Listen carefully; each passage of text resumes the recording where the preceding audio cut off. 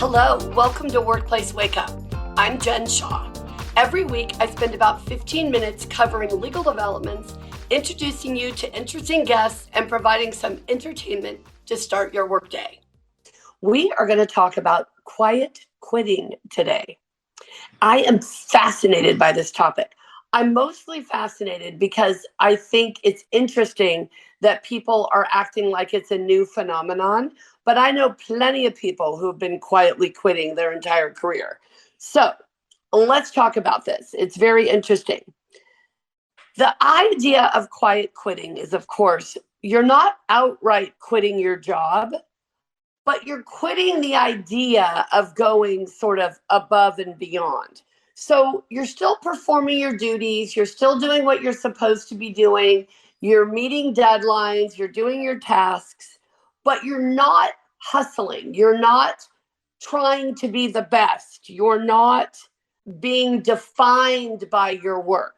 Rather, you're doing the bare minimum at your job to succeed so that you can do other things in your life, right? It's this idea of not giving anything extra to the job, doing what you're supposed to be doing for sure. And like you said, meeting those deadlines, but not being what many have termed a workaholic, right? Where you're incessantly checking email, you're wanting to be in every meeting, you accept every project anyone gives you, and you make sure you get it done on time and, with a lot of good quality. This is more like coasting. And to me, it's really sort of this work-life balance idea. The phrase work-life balance actually drives me crazy because I don't think there's any way to balance your work and your personal life. I think it's more like work-life integration. Like, how am I going to do both things? Not necessarily how am I going to keep them in balance. One of the reasons I think quiet quitting has become so sort of popular to discuss over the last couple of months is, of course, the pandemic. Like I said, there have been employees who have been quietly quitting their entire career, right? They do what's minimum, they do enough to get by, they do a fine job. It's not a criticism. Like, they come in, they do what they need to do, but they don't do anything extra. With the pandemic, and this really tight labor market that we are experiencing right now, where applicants have multiple job options, they have multiple choices of industries and employers and places to go and things to do, that there's really this idea of, hey, I'm the employee and I have a list of wants, a list of desires, a list of needs. Maybe it's remote work, right? I only want to work remotely and I'm not going to do it anywhere else. So if you think about this idea of the great resignation, or as some people call it, the great renegotiation, right? This idea of, hey, I'm worth something and you should really be valuing me. And if you do value me, this is what I need. I think quiet quitting is really just an extension of that, right? Quiet quitting is basically saying, either I tried the great renegotiation, it didn't work, I don't feel like going anywhere else, so I'm just going to be here, or I'm looking for somewhere else, I haven't found it yet. In the meantime, I'm going to save all my energy for that search, and I'm just going to do what I absolutely need to do to get by in my current job. Now, one of the factors I think that is really important to consider about this whole idea, the great resignation, quiet quitting, is the idea that there's a lot of job security right now. Like, we talk to clients all the time, employers, big and small, in every industry across the country. And they will tell me, yeah, I've got these employees who they're not that great, but I don't really know what I'm going to do to replace them. And so I kind of let them get away with a lot more than I used to let them get away with, because I feel like I don't have a choice. I feel like I don't have a lot of options out there. So what that means, of course, is that the consequences of quietly quitting, of not excelling, not extending yourself for the job, have become less significant, right? the consequences are smaller. There's less risk that you're going to get fired. And even if you do get fired, there's a lot of other jobs out there. So what are you so worried about, right? Now, the interesting thing about this whole concept is there's actually data to back it up. So the Department of Labor, they manage the Bureau of Labor Statistics. They manage data for the workplace. They've actually demonstrated a pretty significant drop in worker productivity over the last 2 quarters. Now, people have all kinds of things that they can say about why that might be happening, right? We've got a lot of people switching jobs. There's a really weird economy right now. Many industries are still regrowing from the pandemic. We've got these growing pains that have come up because of remote work. We've got a lot of things going on. But I think it's also this idea that workers are valuing their private lives more.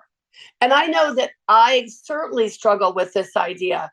When I was a new lawyer in 1994, a long time ago, I worked my first 2 Thanksgivings and Christmases in the office because we had some really important litigation that we were doing, and that's what it required. And I worked a lot of nights and a lot of weekends. And it never really dawned on me that I shouldn't be doing that, because for me, that was how I'd always excelled in my life. Work hard at school, work hard in law school, work hard as a lawyer. That's how it was all going to happen. Well, then I woke up at basically the age of 50, newly divorced, 7-year-old kid, a daughter who needs time. And I started realizing, okay, I have to give a little at work. That's when we stopped doing litigation, because I couldn't go to trial for weeks and weeks on end if I'm going to be a single mother of a 7-year-old, right? That just wasn't going to work. So there's a part of quietly quitting, I think, that is good, that is a recognition of what we need to have in our personal lives, how to take care of ourselves, not being that so-called workaholic, right?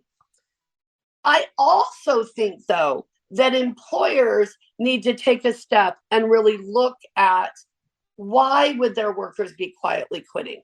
Is there something the employer can be doing to create a better work environment, to create a work environment that incentivizes people to work hard and go the extra mile? And a lot of times that is hard to do. It's a challenge. It's something that can be very frustrating for certain supervisors and managers. They're not really sure how to do that. But even something like setting regular one-on-ones, having a potluck, sending a card to recognize people's birthdays and their service anniversary, right? Just basic things like that can be so important. Now, I will tell you, there's a lot of controversy out there about quietly quitting, right? There are folks who say, I don't want quiet quitters working for me. I want people who are motivated and excited and bright and they creative and they want to excel at their jobs. And of course, we all want that. And when you sort of put that up against this culture that we have right now of a lot of movement in the workforce and people really redefining for themselves what is important, you have to work harder as the employer. You have to do a better job at creating an environment where people feel like they can succeed. They want to do their very best work. They want to be recognized. I mean, one of the things that I've always noticed for myself is people pleasing is a big part of what I do, right? I want people to feel like I've done a good job and I want their stamp of approval. The philosophy of quietly quitting is more about, look, I'm doing what you hired me to do. I'm not going to be motivated by you saying I'm doing a good job. That's not worth as much to me as it might be to someone else, or maybe as much as it mattered to me before the pandemic, right? I have other things that I'm focused on, and I want to make sure that I can get that work-life integration, right? Again, not the work-life balance, but the work-life integration. So if you think you've got quiet quitters at work, What should you be doing? I mean, the first thing is you've got to be engaging with your team. And I know it's tough. I recently broke my leg and I had some rehab and I had to be out of work for a while. I was working at home, but definitely not as accessible as I usually am.